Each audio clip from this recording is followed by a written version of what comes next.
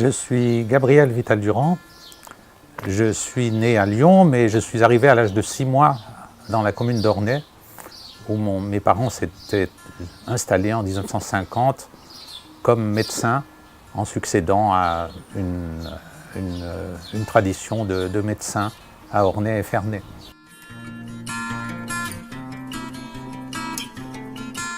Alors, je m'appelle Gilberte Favre-Collet.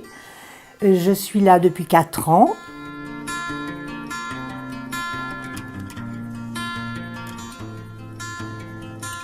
Donc je me présente, Diane Guy, je suis donc la responsable de la structure depuis maintenant 5 ans. Ça va faire donc une dizaine d'années que je travaille à la structure et en 2012 j'ai suivi la formation des responsables pour pouvoir avoir le poste que j'ai aujourd'hui.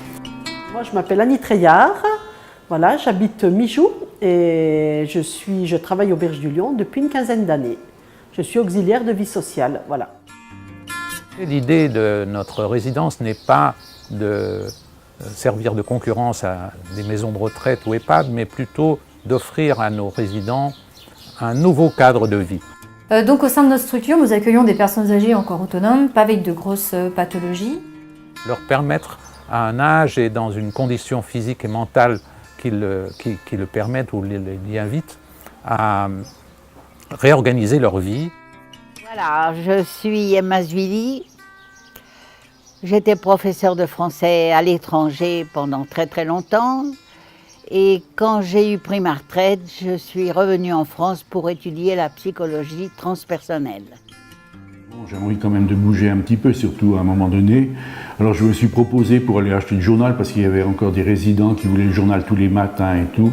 Alors je m'étais proposé d'aller le chercher, au moins ça me dégourdit les jambes, ça fait un peu de mouvement et tout. Et puis ça fait que ça s'est instauré, voilà.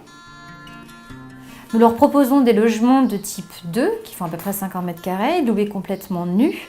Et le résident s'approprie les lieux avec son propre mobilier, sa propre décoration. Et donc de s'y sentir chez eux, ils peuvent parfaitement y vivre comme dans un appartement de ville, c'est-à-dire recevoir qui ils veulent, à l'heure qu'ils veulent, aussi longtemps qu'ils veulent, sortir et rentrer quand ils veulent.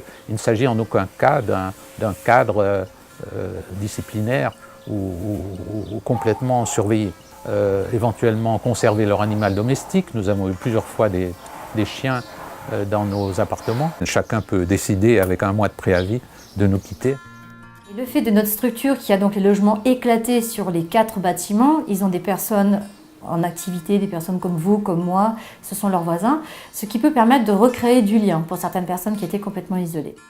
Alors j'ai été aussi inquiète devant la masse de gens avec qui je devais vivre. Et ça, c'était très dur pour moi car je vivais seule depuis très longtemps. Et j'avais du mal à vivre en groupe. Bien sûr, les familles sont plus dispersées qu'aujourd'hui, moins nombreuses.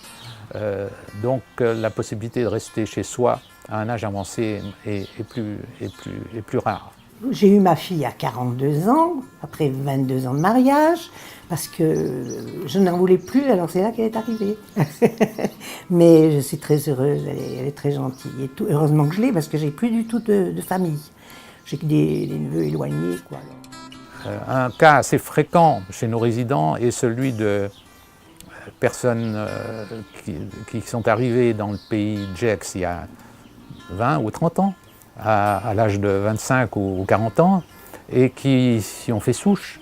Aujourd'hui atteignent la soixantaine, mais leurs parents, eux, sont restés dans la région parisienne, parfois même à l'étranger, se trouvent veufs, en moins bonne forme, et cherchent le moyen de se rapprocher de leurs enfants. C'est pourquoi les Berges du Lion offrent une solution toute trouvée et très tentante. Jusqu'au moment où mon fils m'a dit « Je suis nommée à Genève, je ne peux pas te laisser toute seule à Mexico, tu dois venir avec moi en France. » Ce qu'il y a, c'est que je ne pouvais plus vivre dans cette grande maison. Et ma fille habitant ici, on avait déjà contacté la structure. On m'a fait savoir que l'appartement était libre. Et j'ai venu, j'étais enchantée parce que là où j'étais avant, il n'y avait pas de soleil, rien du tout. Et là, c'était très lumineux et tout. Et très bien, je suis très tranquille, on a tout ce qu'il faut, on est très bien entouré. On n'a que des compliments à faire à toutes ces personnes qui nous entourent, surtout notre directrice. Par un concours de circonstances, j'ai été élu maire de cette commune qui, entre-temps, avait beaucoup changé. Alors, comme maire, j'ai hérité d'un projet de lotissement social, les Berges du Lion. Le Lion, c'est le nom d'un petit ruisseau qui déborde parfois tout près d'ici. Et ce lotissement devait s'accompagner d'un lieu d'accueil pour les personnes âgées. Mais par suite de circonstances défavorables, le promoteur finalement a renoncé à ce projet d'accueil de personnes âgées. Et j'ai trouvé la chose très malheureuse. C'est pourquoi j'ai créé, avec un certain nombre de collaborateurs et d'appuis, un petit groupe qui a réfléchi à la possibilité de créer tout de même, à l'intérieur de ce lotissement, une résidence de personnes âgées sous forme d'association. À l'automne 1998, la première résidente est entrée. Il y a donc juste 20 ans que cette association a vu le jour. Ensuite, nos journées, les auxiliaires de vie passent tous les matins chez nos résidents, faire un petit coucou, voir si tout va bien, distribution des médicaments, pour certains, prise de médicaments devant nous. Pour d'autres, ça peut être une petite aide à l'élaboration du petit déjeuner. Chacun a des besoins différents. À midi, donc, tout le monde, ça n'a rien d'obligatoire, ceux qui le souhaitent viennent déjeuner tous ensemble. Alors je ne sais pas si le destin m'a servi, mais comme j'ai des problèmes du rapport à l'alimentation, ça m'a permis de décider de faire mes repas moi-même, ce qui est extraordinaire dans cette unité, d'acheter mes aliments moi-même et de manger quand j'en ai envie toute seule ou de manger avec les autres. Donc nous, on prépare le repas justement ici, un repas familial, convivial aussi. On essaye de faire avec des produits frais. À la structure, nous proposons le repas du midi du lundi au dimanche inclus, ainsi que les jours fériés. On a environ entre 8 personnes et 10 personnes par repas. Ils arrivent à midi, ils repartent vers 1h15, 1h30, donc c'est un bon petit moment de convivialité où on parle de tas de choses, hein, donc voilà.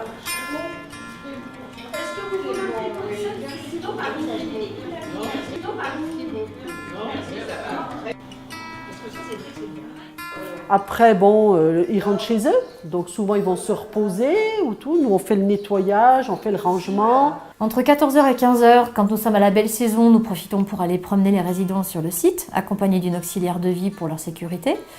15h, 15h30, début des animations. Donc là, on propose Scrabble, belote, domino, temps de discussion, temps d'échange. Ça dépend des besoins des résidents, de ce qu'ils ont besoin et envie. Et il y a beaucoup aussi d'intervenants extérieurs, donc comme la mairie, comme les personnes âgées, les associations de personnes âgées. Et puis il y a 2-3 sorties qui sont en dehors de la structure, qui sont avec les loisirs d'automne, des choses comme ça. Vous allez, vous dites je viens pas. On vous demande une participation, mais ça fait des sorties et tout, vraiment. Après, s'il y a des rendez-vous chez le coiffeur, dentiste, médecin, voilà, il y a plein de choses qui peuvent se greffer. Donc ensuite, mon rôle est aussi de faire la coordination autour du résident, tout ce dont il aura besoin, au niveau des traitements médicaux, des rendez-vous médicaux, rendez-vous avec le médecin généraliste, mise en place d'un kinésithérapeute. Pour certains, ça peut être des accompagnements plus personnalisés, avec une diététicienne à domicile. Ensuite, on peut avoir des pédicures podologues à domicile. Toutes ces choses-là, c'est à nous de les mettre en place. Bien sûr, en collaboration avec le résident. Au début, j'ai dit, il faudrait que j'ai une voiture et tout, parce que je ne peux pas rester ici et tout. Puis finalement, quand vous avez bien réfléchi, la voiture, elle me sert à quoi? Payer une assurance, ici, je vais me garer, puis pour aller où? Je vais aller chez le médecin, puis maintenant c'est le médecin qui vient, mais je vais aller chez le médecin, chez le dentiste. Vous demandez, est-ce que vous pouvez m'amener? On vous amène et tout. Donc, tout va bien. Nos résidents peuvent trouver à la demande de l'aide, des conseils, une compagnie, une animation, toutes sortes de soutiens, tels qu'une grand-mère en trouverait dans sa famille, dans une structure plus traditionnelle. En fin de journée, on refait un passage le soir chez eux, où on fait un portage de médicaments. 17h, fin des animations, chacun rentre chez soi, l'auxiliaire de vie passe chez tous les résidents, distribution des médicaments, petit coucou du soir, petite aide à l'élaboration du dîner pour certains, ceux qui ont besoin d'aide. Et de voir aussi, voilà, si tout va bien.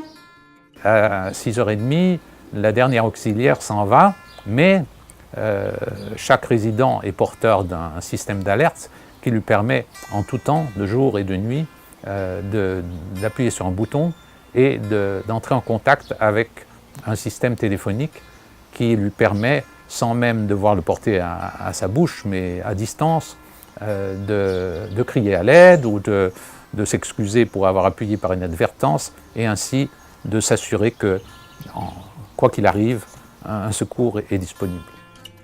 On est reposé, on sait qu'on est entouré, on sait qu'on a besoin de quoi que ce soit, on est à nos petits soins, quoi. Oui, oui, oui. Vraiment, vraiment, moi je suis très très contente d'être là. On a beaucoup d'animations, on a le club, on a des promenades, on a vraiment, non, c'est très très bien. Je suis très heureuse d'être auberge. Voilà un petit peu les caractéristiques que nous avons essayé de réaliser, de maintenir et de proposer à l'accueil de nos résidents qui, à l'expérience, s'en trouvent fort satisfaits.